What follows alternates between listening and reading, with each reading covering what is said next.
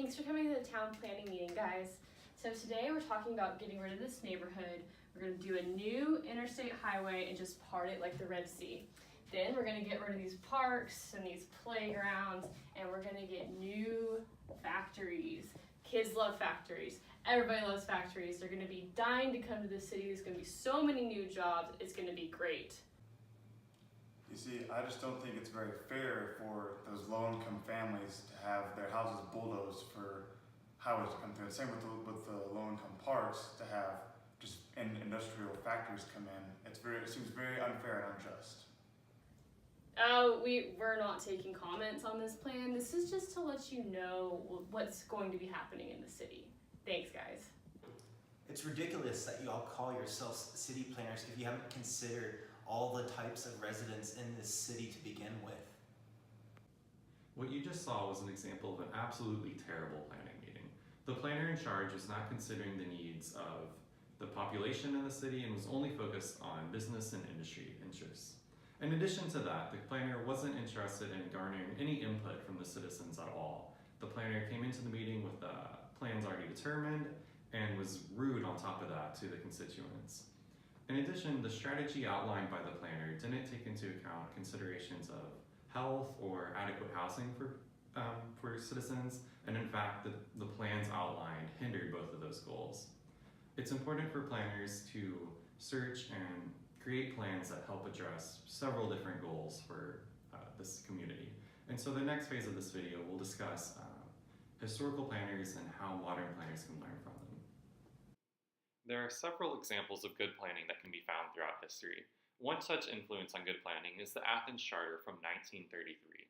The Athens Charter was created in response to the poor quality of the cities of the time period and was heavily influenced by the concerns of Le Corbusier. The living quarters of the working poor were often dark and in the least desirable geographic areas of the cities. The Athens Charter focused on the four different functions of the city: dwelling, recreation, work, and transportation, and called for a renewed sense of urbanism. The writers believed that recreational green spaces were crucially important for the wellness of the people, and so charged planners with providing more green spaces throughout the city. They also addressed the locations of poor housing within the cities. They advocated for placing all of the housing in the nicer parts of the city. They rejected the idea that the poor should have to live in poor conditions. The lessons from the Athens Charter help specify the priorities of planning for modern city planners and managers. Several lessons on good planning can also be pulled from the life of Patrick Geddes. He was known for his emphasis on regionalism and the importance he placed on understanding nature. He believed that planners can learn about regional planning by studying natural ecosystems. He is well known for the following quote, "Yet the leaf is the chief product and phenomenon of life. This is a green world with animals comparatively few and small and all dependent upon the leaves." His focus on regionalism showed that planners should view the country and the city as interconnected. Sometimes it is difficult for planners to not view cities as completely separate from the regions in which they are found. This relates to nature and how all of the organisms in an ecosystem are interconnected. His famous visual of this concept is called the transect. The transect is a diagram that shows the gradual decline in urbanization as the map moves towards the outskirts of the city to the surrounding region. Modern planners can learn important lessons about interconnectedness of regions from Patrick Geddes. Other historical planners also recognized the importance of including green spaces and nature. Planners like Ebenezer Howard, Clarence Perry, and Clarence Stein all valued and planned for communities that had a strong connection to nature. For Clarence Perry, this involves planning for families in the form of neighborhood units. Ebenezer Howard and Clarence Stein emphasized the importance of having large green spaces throughout the Garden City movement and Stein's New Towns. These planners recognized the health and recreational benefits of having clean, open spaces with easy access to light and greenery. The lessons that modern planners can take away from these historical figures is that while cities are man-made habitats, there should also be considerations regarding nature. Dedicating spaces to parks and playgrounds can improve the health of citizens, provide a recreational area, as well as imparting aesthetic value. However, for most of history, cities have been planned for and by the wealthy and the powerful, often leading to a lack of consideration for other populations. This meant that the poor, minorities, and other marginalized groups were considered afterthoughts or not even considered at all.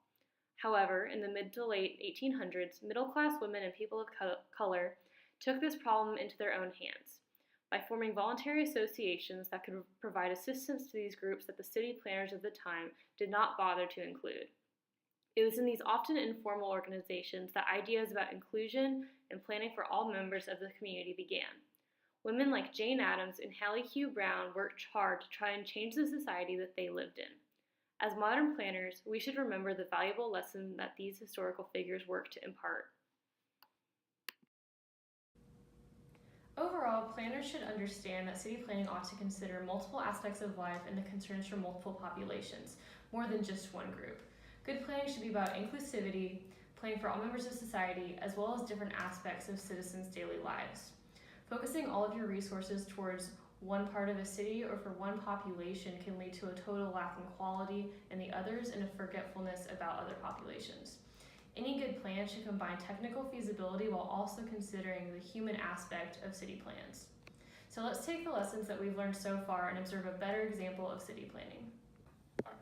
First of all, thank you everyone for coming. My name is Flanagan with the City of Sparta Planning Commission, and I just want to first thank everyone for taking time out of their busy schedule. I know it's difficult to take the time to attend a city planning meeting, but as all of y'all are fully aware, I'm sure, the City of Sparta is currently dealing with a severe transportation issue, and that is we haven't had a major infrastructure project in 38 years to reform the city streets, and they're falling into a state of disrepair.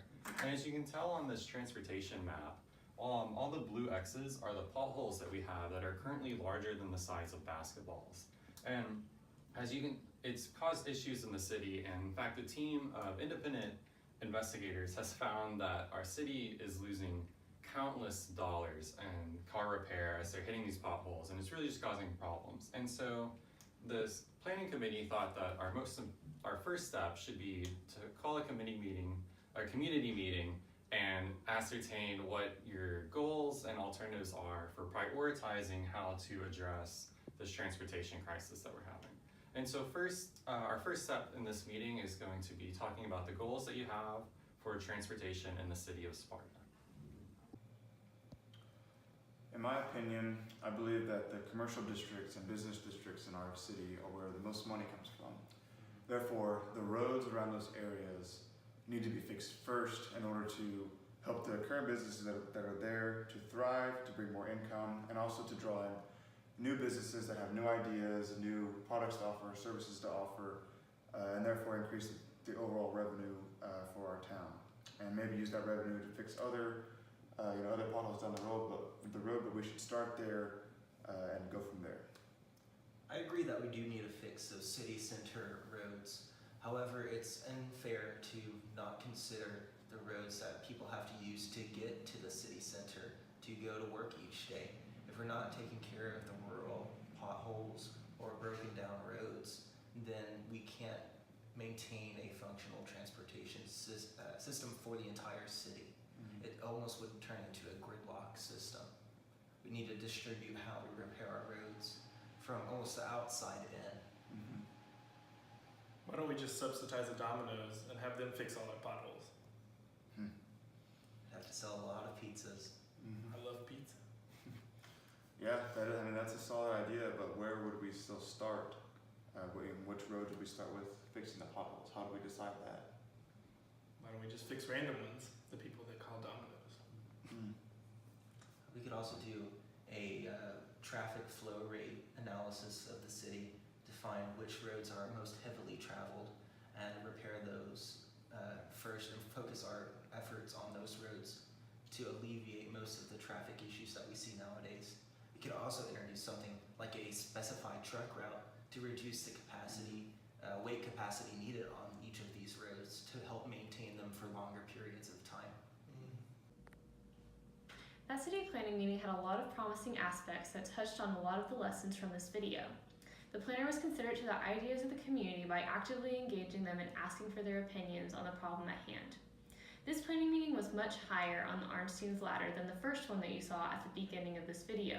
While that meeting was merely informing the citizens with no avenue for criticism, this meeting intentionally asked the community what they wanted to do and how they wanted to approach this problem, making it much higher on the ladder.